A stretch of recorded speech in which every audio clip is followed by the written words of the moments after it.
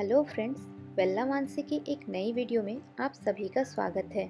आज हम जाने वाले हैं टाकी। कोलकाता के आसपास घूमने के लिए एक बहुत ही पॉपुलर टूरिस्ट स्पॉट है टाकी, जिसे पुराने ज़माने में द लैंड ऑफ जमींदार्स भी कहा जाता था। ये शहर बसा है इच्छामती रिवर के किनारे, जो कि इंडिया और बांग्लादेश के बीच में एक इंटरनेशनल बॉर्डर शेयर करती है।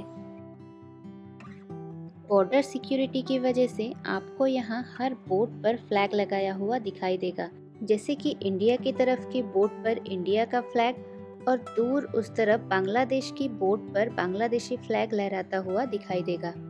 इंडिया और बांग्लादेश के डिवीजन से पहले नदी के इस पार से उस पार ट्रेडिंग को आसान करने के लिए यहाँ बहुत सी जमींदारों ने अपना महल बनाया था, जिसके कुछ झलक आज भी आपको वहाँ देखने मिलेंगे। टाकी आज भी फेमस है दुर्गा माता के विसर्जन के लिए। इच्छामती नदी में इंडिया और बांग्लादेश एक साथ मिलकर विसर्जन मनाते हैं। दशहरे के बाद इन्हीं सब घाटों को खोल दिया जाता है, जहां से माता दुर्गा की मूर्तियों को विसर्जन के लिए ले जाया जाता है। अगर आप कभी दुर्गा पूजा के समय टाकी आए तो आप भी उस खूबसूरत नज़ारे को देख सकते हैं। तो अब बात करते हैं कि टाकी कैसे पहुंचा जाए। टाकी आप कई तरीके से पहुंच सकते हैं, पर सबसे आसान और चीपेस्ट वे है ट्रेन, जिसके लिए आपको शियालदह स्टेशन से शियालदह हासनाबाद लोकल ट्रेन लेना होगा और आप करीब 2 घंटे में टाकी रोड स्टेशन पहुंच जाएंगे। अब बस या कैब से भी टाकी पहुंच सकते हैं, जिसके लिए आपको 2.5 से 3 घंटे का समय लगेगा। 20 रुपये पर पर्सन की टिकट लेके शियालदह स्टेशन से हम टाकी जाने के लिए रवाना हो गए। हमारी ट्रेन थी 8:22 को और करीब 2 घंटे बाद हम टाकी स्टेशन पहुंच गए। स्टेशन से बाहर आके हम शेयरिंग में टोटो किए और करीब 5 मिनट में हम राजबाड़ी घाट पहुंच गए।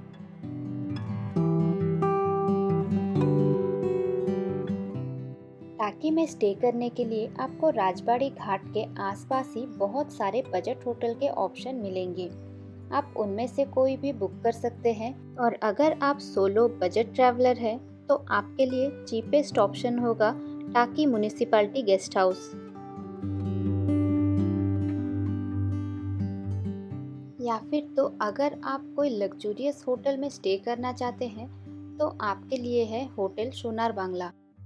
हमारा होटल राजबाड़ी घाट के पास ही था, तो सबसे पहले पहुंच के हम ब्रेकफास्ट कर लिए, फिर हम होटल में चेक इन किए।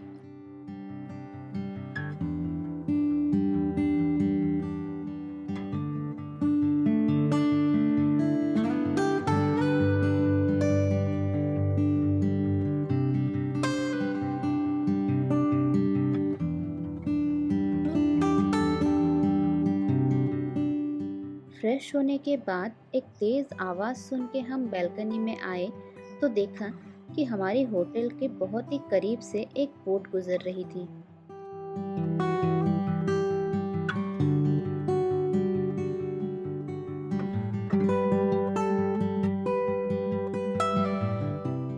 राजबाड़ी घाट के आसपास ही खाने पीने के लिए बहुत सारे छोटे मोटे स्टॉल्स हैं, या तो आपके होटल में भी फूडिंग का फैसिलिटी होती है। लंच के बाद हम टोटो बुक किए साइट सीइंग के लिए।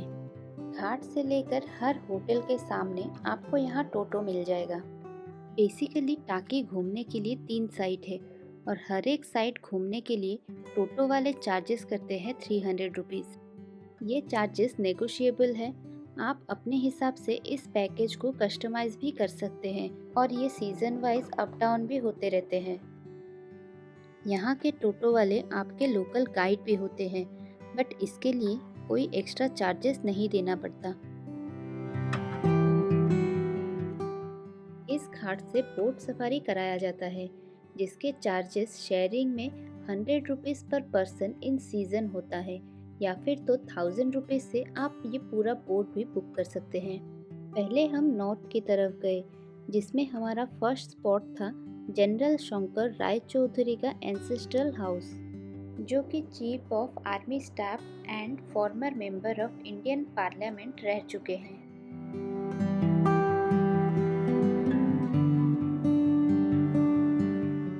उनके मेन हाउस के बिल्कुल पीछे ही एक ठाकुर दालान है, जहां उनके समय से ही दुर्गा पूजा होती आ रही है। अभी दशहरा आने वाला है और पूजा की तैयारी यहाँ जोर शोरों से शुरू हो चुकी है। अभी दुर्गा दालान के अंदर ही मिट्टी से मूर्तियाँ बनाई जा रही है और इसी के साइड में है एक बहुत ही पुराना मकान, जो कि बहुत सी बंगाली मूवी का शूटिंग स्पॉट भी है।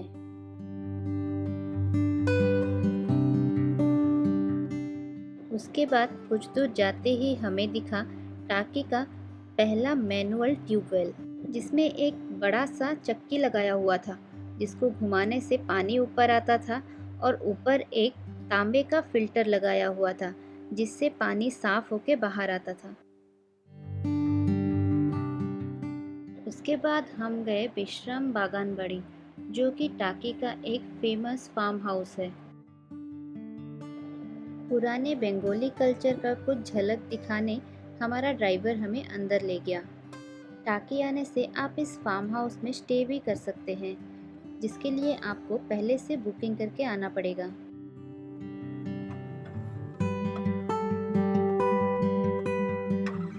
ये जो सामने छोटी सी ग्रीन कलर की कुटिया दिखाई दे रही है, इसी में पुराने ज़माने में लोग धान को साल भर के लिए स्टोर करके रखते थे। और ये सामने जो दिखाई दे रही है, इसे बंगाली में पालकी बोला जाता है। पुराने ज़माने में शादी के बाद नई दुल्हन को मायके से ससुराल तक पालकी में बिठा के ही लाया जाता था। इस फार्म हाउस में एक बड़ा सा तालाब भी है और उसके सामने है ये खूबसूरत सिटिंग एरिया, जहाँ बैठ के आप घंटों सुकून से बिता सकते हैं।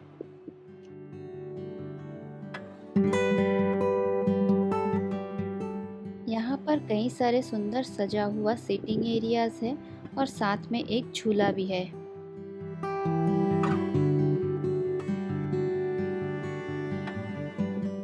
इसके साइड में ही और एक प्रॉपर्टी है, जहाँ बंगाली मूवी विसर्जन का शूटिंग हुआ था। इस बोर्ड में लिखा हुआ है एखाने खाटी मधु पावा जाए, जिसका मतलब है यहाँ प्योर हनी मिलता है।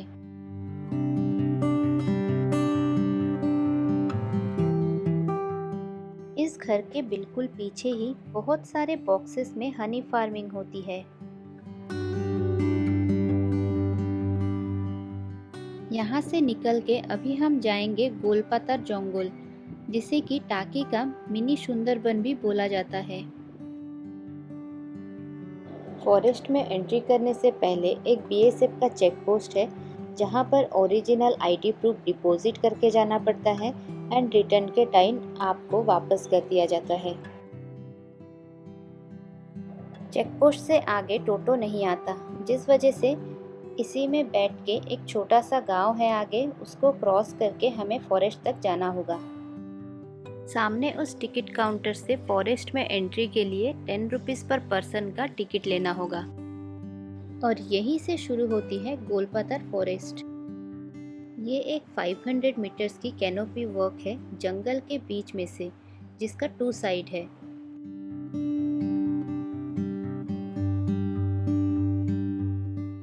इस फॉरेस्ट में बहुत सारी वैरायटीज़ के मैनग्रोव्स दिखाई देते हैं, जिस वजह से इसे मिनी सुंदरबन भी बोला जाता है।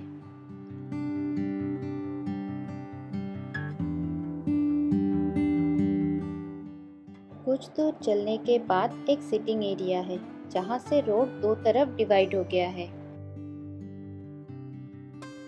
इस तरफ का रोड है रिवर साइड जाने के लिए और इस तरफ जाने से है एक वॉच टावर, जहाँ से पूरा जंगल दिखाई देता है। तो सबसे पहले हम जा रहे हैं रिवर साइड व्यू पॉइंट। इस पॉइंट से बांग्लादेश बहुत ही करीब से दिखाई देती है। नदी के इस पार यानी कि जहाँ हम खड़े हैं, ये है इंडिया और उस पार है बांग्लादेश। रिवर साइड से हम घूम के आ चुके हैं और अभी हम जाएंगे वॉच टावर की तरफ।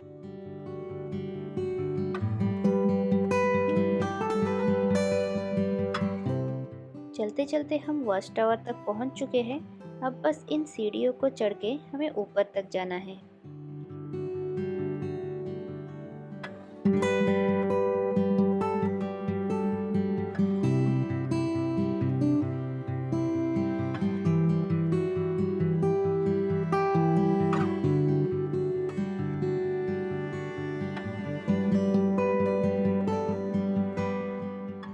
वहाँ से आने के बाद हमारा ड्राइवर हमें एक दूसरी जगह ले गए जो कि इस पैकेज में इंक्लूड नहीं था। हमें बिल्कुल नदी के किनारे से चलते हुए आगे जाना है। आगे जाके एक जगह पे नदी बहुत ही नैरो है जहाँ से बांग्लादेश की दूरी बहुत ही कम होती है। बॉर्डर से इतना करीब होने की वजह से यहाँ थोड़ी थोड़ी दूरी पर ही बीएसएफ जवान पहरा देते रहते हैं। आगे से एक ब्रिज क्रॉस करके करीब 1-1.5 किलोमीटर और आगे जाना है। हम और आगे ना बढ़ के यहीं से लौट आए। अभी हम आए हैं टाकी का 300 साल पुराना शिव मंदिर देखने, जिसे अभी रिनोवेट किया गया है। और इसी के साथ हमारा नॉर्थ की तरफ घूमना खत्म होता है और अब हम चलेंगे दूसरी तरफ। ये है घोष बाबुर पूजा दलान, जो कि टाकी का एक जमींदार हुआ करते थे। कई सालों तक बंद रहने के कारण इसका अब बस कुछ ही अंश ही बचे हैं। हमें पता चला है कि इसे हाल ही में खोला गया है और इसको रिनोवेट करने का उद्यम लिया गया है, जिस वजह से इसका एंट्री फी 10 रुपीज़ पर पर्सन रखा गया है। हर साल इस दुर्गा दालान में बहुत ही धूमधाम से दुर्गा पूजा होती है।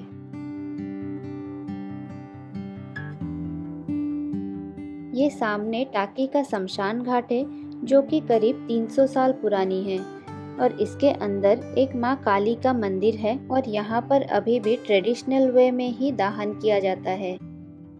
ये है टाकी का त्रिशक्ति माता मंदिर। यहाँ माँ काली 3 रूप में पूजे जाते हैं।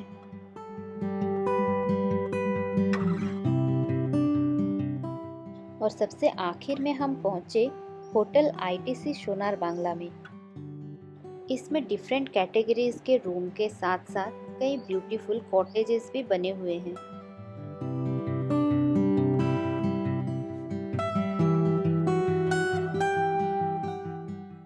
इसमें 2-3 रेस्टोरेंट एंड कैफे के साथ साथ एक बड़ा सा स्विमिंग पूल भी है।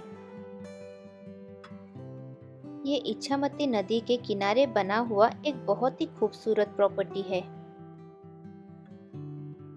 ओवरऑल अगर आपको टाकी में एक लग्जूरियस स्टे करना है देन आप रह सकते हैं टाकी के सोनार बांग्ला होटल में।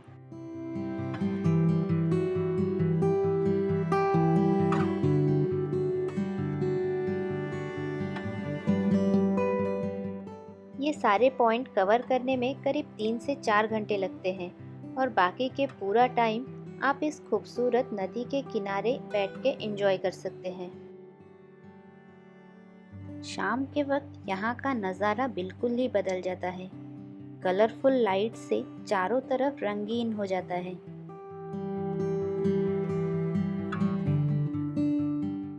यहाँ नदी की ठंडी ठंडी हवा में बैठ के आप एंजॉय कर सकते हैं यहाँ के खूबसूरत नज़ारे को।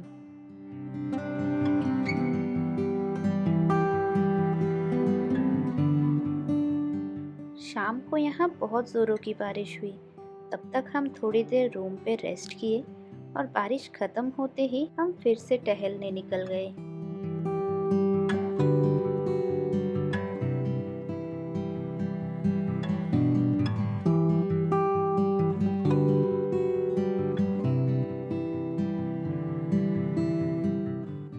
कुछ देर टहलने के बाद डिनर करके हम रूम चले गए। सुबह आँख खोलते ही बाहर का नज़ारा कुछ ऐसे था। सुबह भी काफ़ी बारिश हो रही थी, तो हम फ्रेश होके पैकिंग किए और ब्रेकफास्ट करके स्टेशन की तरफ निकल गए। स्टेशन पहुंच के हम शियालदा का टिकट लिए और कुछ देर में ही हमारी ट्रेन भी आ गई। और इसी के साथ खत्म होती है हमारी ये खूबसूरत सफ़र।